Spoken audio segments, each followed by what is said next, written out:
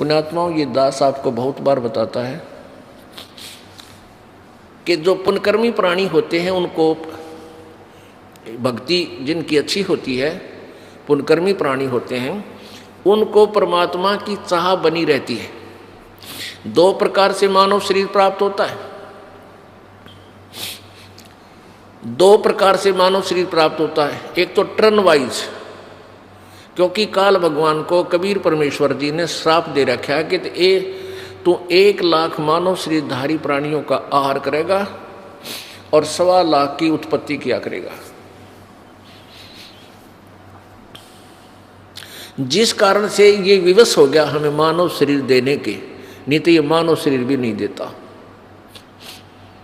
ये इतना जालिम है, ये इतना धोखेबाज है, ये हमें मनुष्य शरीर देता ही नहीं कहीं इनको पता ना लग जाए। और परमेश्वर को ये मालूम था कि इनको मानव शरीर मिलेगा तो मैं जा कर के किसी न किसी रूप में अपनी प्यारी आत्माओं को अपना रहस्य बता दूंगा। तो ये काल जो है, 2 प्रकार से मनुष्य जीवन मिलता है। एक तो टर्न वाइज, एक ऐसा विधान बना रखा प्रभु ने कि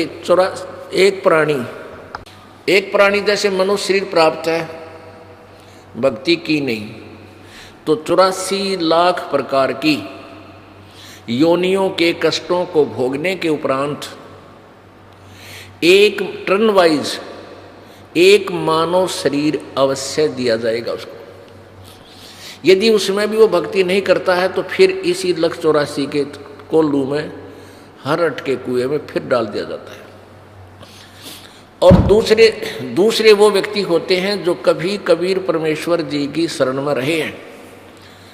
जैसे आज से 600 वर्ष पहले परमेश्वर कबीर देव जी आए थे, उस समय परमेश्वर कबीर जी के 64 लाख अनुयायी हो गए थे, शिष्य हुए थे 64 लाख। आज से 600 वर्ष पहले भारत की आबादी कितनी होगी, जनसंख्या?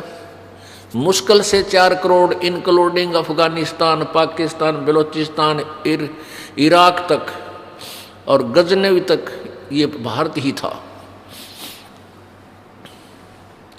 और सारी मिलाकर 4 करोड़ आबादी या जनसंख्या नहीं थी।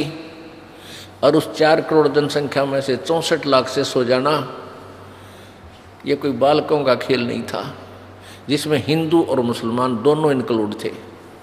ये परमपिता परमात्मा की समर्थता का उस समय भी प्रमाण था। लेकिन हम इतने बालक हैं, अबोध हैं, हम इन नकली संतों ऋषियों के पीछे इतने लग पिट्ठू हो गए, उस परमात्मा की एक नहीं सुनते। हमने ये दिमाग पर जोर भी नहीं दिया कि 64 लाख से सो जाना